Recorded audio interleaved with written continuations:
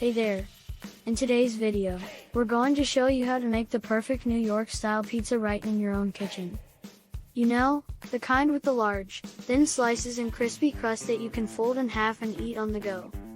We'll be sharing our recipe and tips for making the perfect dough and toppings. So, grab a notebook and let's get started. First things first, let's talk about what you'll need for this recipe. For the dough you'll need 3½ cups all-purpose flour, 1 envelope instant dry yeast, 2 teaspoons sugar, 1½ teaspoons salt, 1 cup warm water. For the sauce, 1 can, 28 ounces, of crushed tomatoes, 2 cloves of garlic, minced, 1 teaspoon dried oregano, 1 teaspoon dried basil, ½ teaspoon salt, 1/4 teaspoon black pepper.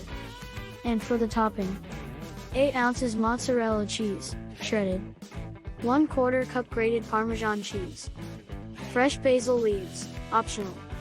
Prepare the dough. Now, let's make the dough. In a large mixing bowl, combine the flour, yeast, sugar, and salt. Slowly pour in the warm water and mix until a dough forms. Next, knead the dough on a floured surface for about 10 minutes, or until it becomes smooth and elastic. Then, place the dough in a greased bowl and cover with a towel. Let it rise in a warm place for about 1 hour, or until it doubles in size. Prepare the sauce.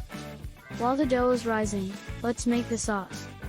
In a saucepan, combine the crushed tomatoes, garlic, oregano, basil, salt, and pepper.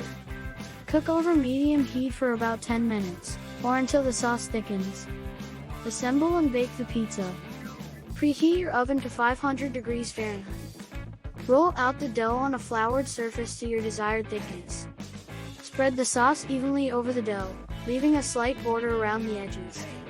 Sprinkle the mozzarella and Parmesan cheese over the top.